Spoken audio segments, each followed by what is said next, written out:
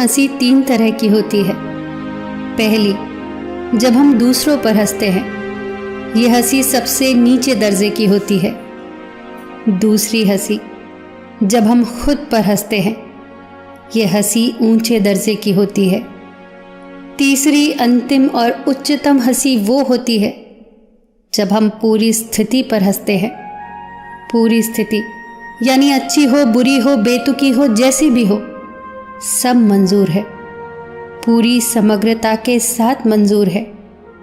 ऐसी मंजूरी के साथ जब हम हंसते हैं तो वही होती है ब्रह्मांडीय हंसी। प्राचीन चीन में 3 बूढ़े भिक्षु रहते थे। उनका नाम किसी को नहीं पता, क्योंकि उन्होंने अपना नाम कभी किसी को बताया ही नहीं। कोई उन्हें नाम से नहीं जानता था। वो जाने जाते थे 3 हंसने वाले भिक्षुओं के नाम से। वो भिक्षु थे, पर ना तो कभी उन्होंने कोई शिक्षा दी, न उपदेश दिए, न किसी बात का जवाब दिया। वो केवल और केवल एक ही काम करते थे, वो सिर्फ और सिर्फ हंसते थे।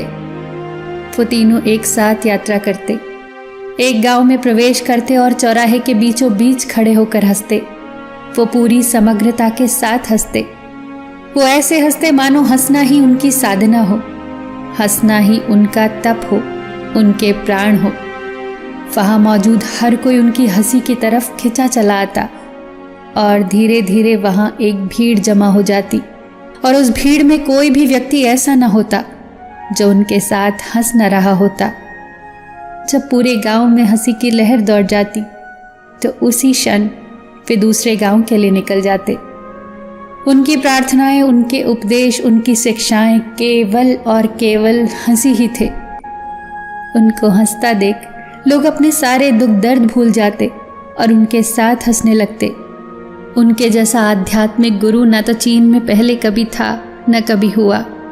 वो धीरे धीरे चीन में प्रसिद्ध होने लगे। उन्हें बहुत सम्मान और प्यार मिलने लगा।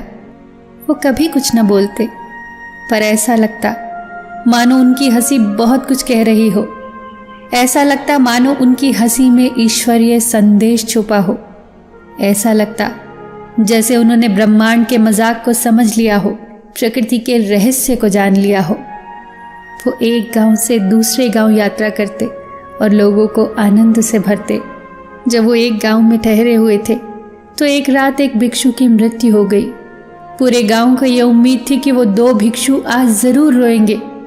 लोग दूर दूर से इकट्ठा होने लगे इस नाटकीय घटना का गवाह बनने के लिए कि कैसे वो 2 भिक्षु आज रोएंगे। ये घटना स्मरणीय होगी, क्योंकि आज तक उन्होंने तीनों को केवल हंसते हुए देखा था। पर सारा गांव ये देखकर आश्चर्यचकित हो गया कि वो दोनों भिक्षु मृत भिक्षु के सामने खड़े होकर और भी जोर जोर से हंस रहे थे। वो हंसते हंसते लोटपोट हो रहे थे। गांव के लोगों ने समझाया कि उन्हें आज हंसना नहीं चाहिए, उन्हें तो शोक मनाना चाहिए। उस दिन भिक्षुओं ने पहली बार कुछ बोला। उन्होंने कहा कि हम हंस रहे हैं इस भिक्षु की जीत पर। हम जश्न मना रहे हैं क्योंकि ये जीत गया।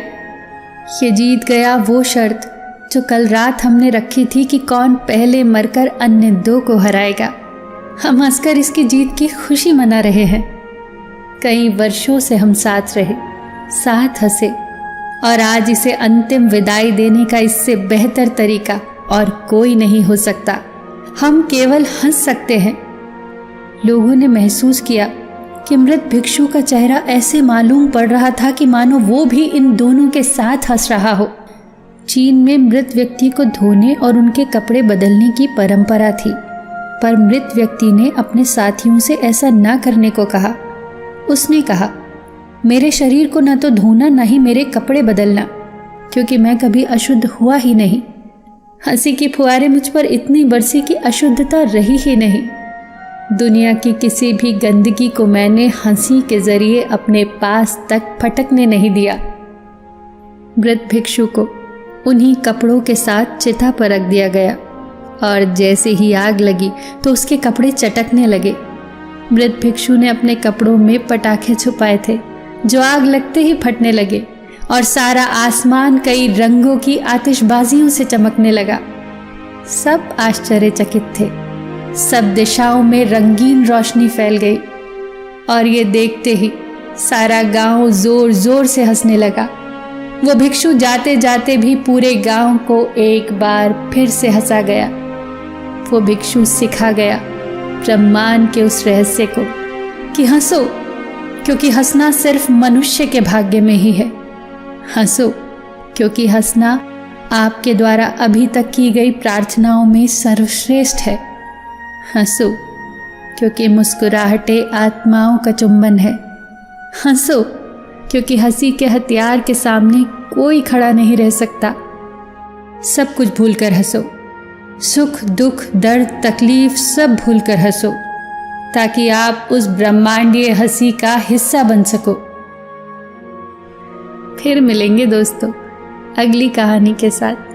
तब तक के लिए अपना ख्याल रखना और हमेशा मुस्कुराते रहना।